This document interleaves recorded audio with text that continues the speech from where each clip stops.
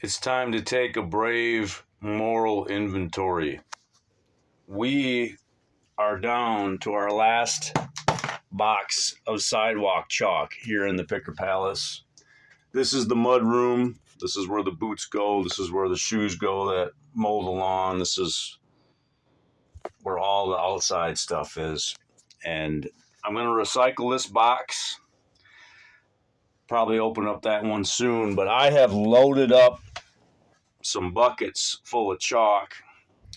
And today, I think I'm going to spend a good deal of time just writing some poetry. I know that Gabe is going to want to go to the swimming pool at 1 o'clock. It's pretty early.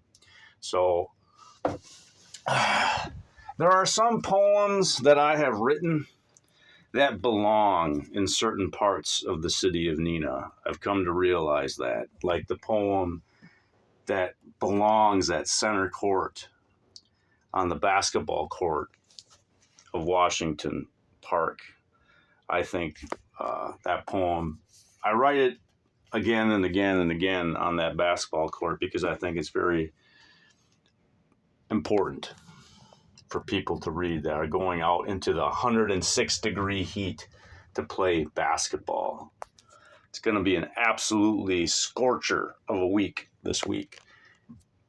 And for the first time in I don't know how long, there is 0.0 rain on the forecast. So that means, barring interference from another human being with a bucket full of water, my poetry is going to last quite a bit of time in the city of Neenah. So I'm going to make some hay while the sun shines.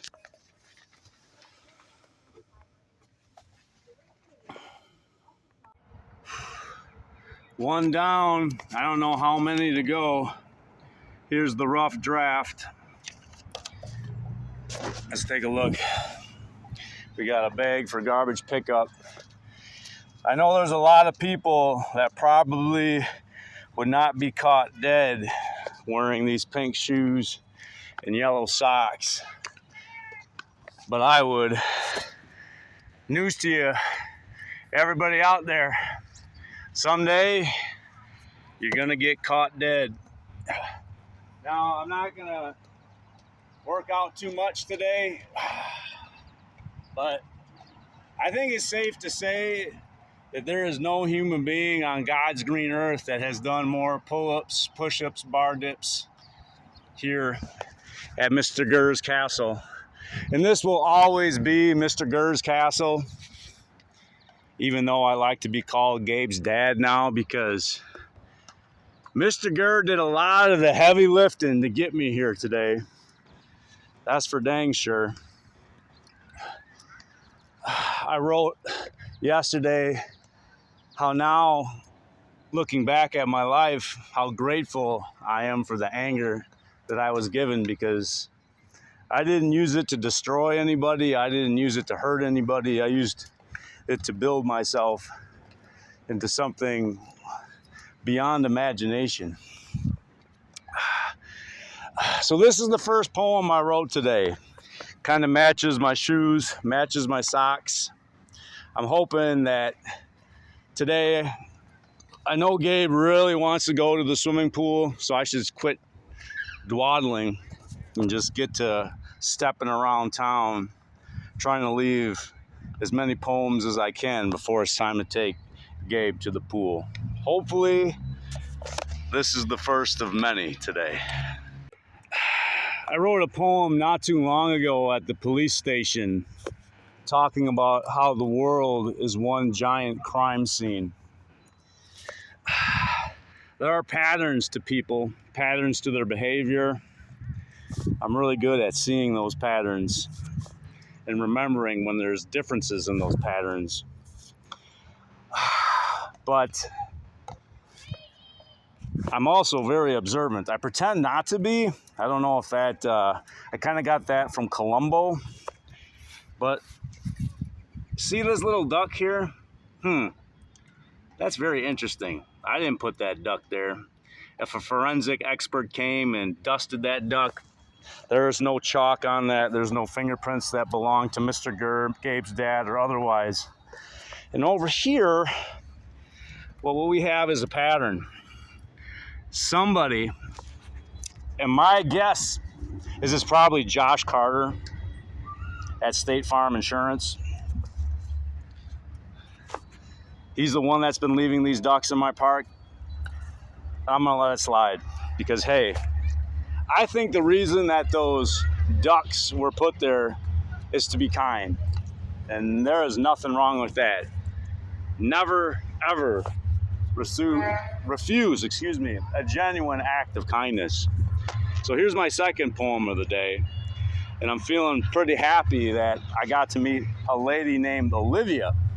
She's playing with her 2 kids at the park right now. And anytime I encounter a child banging on the xylophone or the chimes with their hands, I always look around and find who their parents are so I can speak with them. And I told Olivia that where the xylophone and chimes used to be years and years ago, there was a merry-go-round, and that's where my wife and I got married.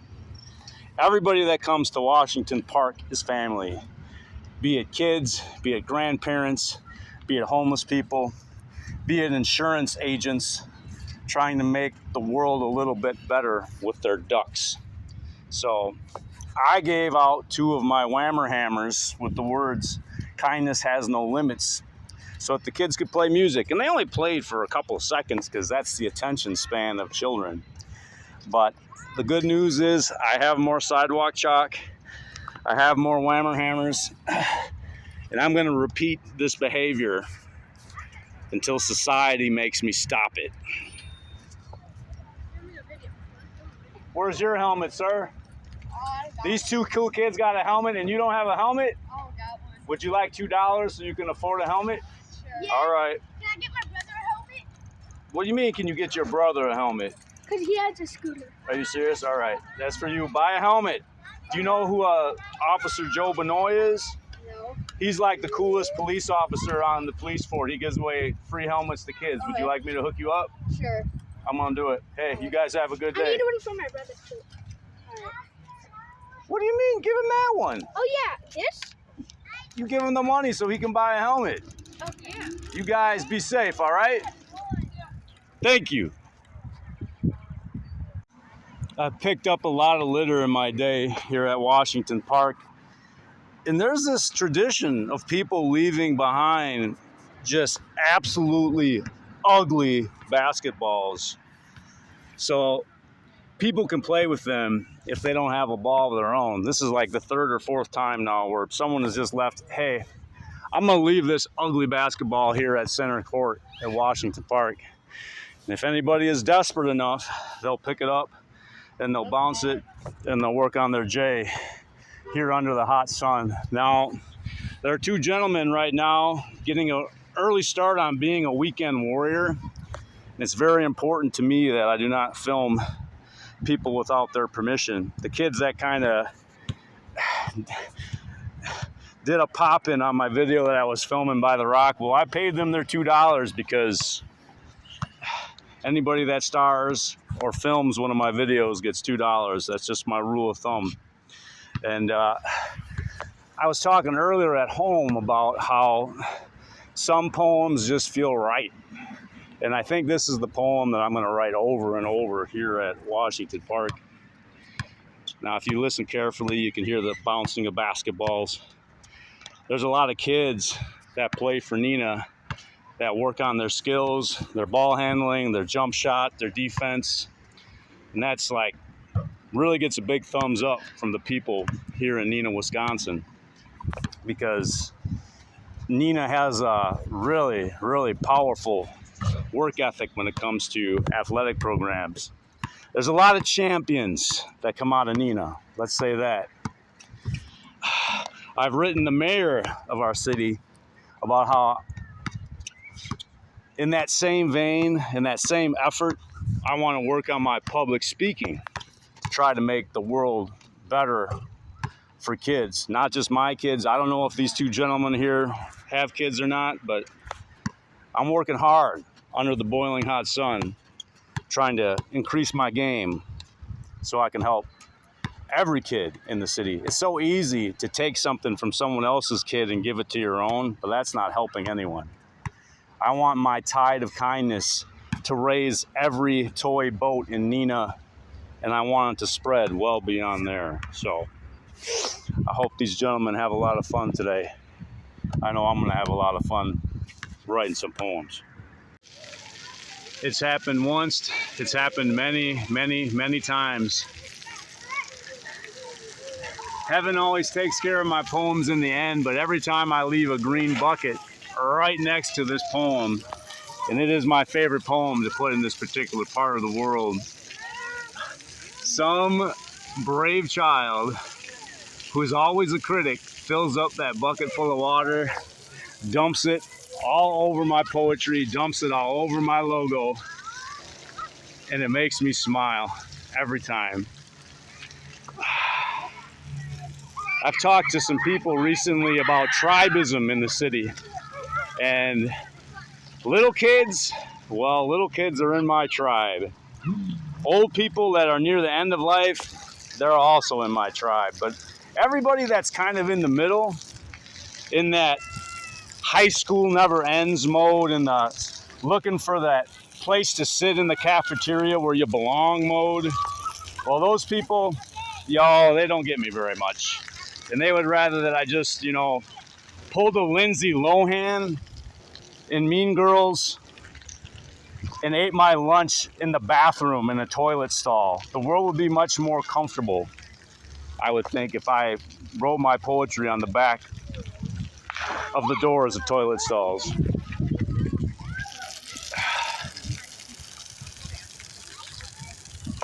It's not going to rain for a week, but there's no way that this poem, if this bucket is here, is probably going to last the day. Asked my beloved wife for one thing and then another thing from Walmart today. She's going there with Gabriel before he and I head out to the Neenah Public Pool today. The first thing I asked for was a small package of rubber bands. And the second thing I asked for was a portable bottle of sunscreen that I can fit in my yellow fanny pack, so my bald head does not end up burnt like bacon bits. My head matches the shoes, that is for sure. So I'm sitting here watching the citizens of the world play some high stakes pickleball, and they're on camera. There's like a lot of security cameras in this area. There's this big sign on the pickleball court that says, hey, you're on candid camera. So if you step into the kitchen and don't call it, someone might freaking come into the pickleball court and say, hey, keep your feet out of the kitchen.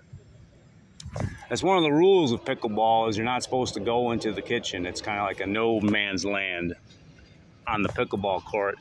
And I've often wondered if pickleball players would enjoy having chalk dust poetry in their kitchens of the world, so that when they're playing pickleball, they can be inspired, be motivated. I think that 96% of the people that are in that high school never ends moment would not like that at all. That means you're going to get chalk dust on your shoes. It means that the ball is going to get chalk dust on it when it's hit into the kitchen. You're going to get chalk dust on your nice pickleball clothes. Little kids would not care. Oh no, if I drew a big old SpongeBob on the pickleball court, they would want to play on that pickleball court because SpongeBob was there. And the same thing too, people nearing the end of their life, they wouldn't care if they got chalk on their hands or their clothes or their shoes. So I'm not going to start writing poetry on the pickleball courts of Neenah. I think that would just go over like a lead balloon. But there is a place, my new amphitheater in front of Tyson Pond, Or is it going to be Tyson Pool? I don't know. Maybe it's going to be both, depending on the day. Because I got a rough draft here of the next poem that I want to put by Tyson Pond. I think that's going to be one of the places that I leave the most, and hopefully the most important poems from my collection. This will probably be the last poem that I write today. It's getting on 11 in the morning, 1 minute till 11. And I was going to finish up today by sitting in the cool, beautiful council chambers here at Neenah City Hall. But there's 3 electrician and tech guys in there working on the new voting equipment. So it's just not going to happen. Every time I come in, I stop and pause, take a look at the state of Wisconsin. Now, I don't think anybody would mind if I was sitting in the city hall talking to my wife on the phone, saying, "How are you doing, darling? Are you having a good day? I love you so much." But I'm not doing that, and I'm not going to pretend I'm doing that. I'm going to make sure that I don't film anybody else if I have that ability, because that's not what I'm about. City Hall is a busy place, and there's a lot of people coming and going, some people paying their water bill, some people trying to make the city a better place. 21 pineapples. I need to remember the phrase 21 pineapples. So hopefully later on today, when I'm sitting down in front of my computer with an ice cold Dr. Pepper in my hand, raising it up to my father and Grandpa Bob, I'll be looking what 21 pineapples is all about on the World Wide Web. Now, I tell my wife that if you shut yourself off from things and give yourself up, miracles are going to happen. Now, I wrote a very long and goofy email to Officer McCarthy yesterday. It was about 5 pages long. It had comic book strip stuff. It had jokes, and it had a lot of kindness and a lot of good intent in that email.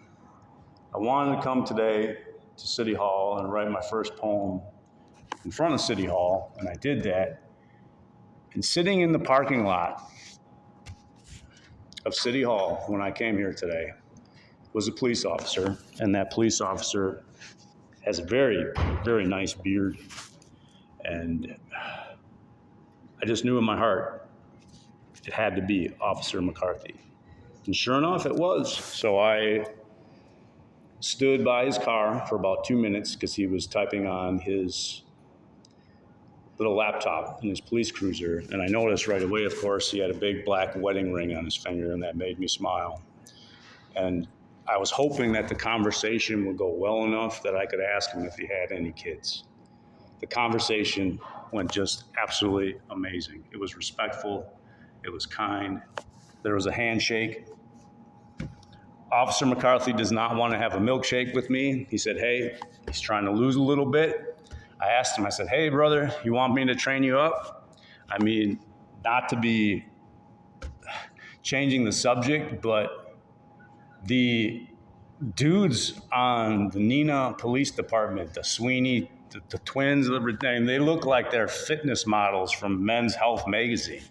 The guys look like just absolute beasts. But I know that if Officer McCarthy wanted to follow in my footsteps, I'd turn him into a beast. He's an absolute ridiculous, superhuman beast. But not everybody has to be that guy. I think Mr. Officer McCarthy is a good egg. Officer Joe Benoit vouches for him, and that's all I need. You are who you hang out with. And Officer McCarthy has 2 kids, 2 girls. I got the boys, he's got the girls, and I think we have an understanding for sure that both he and I want to make Neenah a better place for not just our kids, because that's selfish, but for all the kids. That's what being a team, that's what being a city, that's what being Neenah is all about.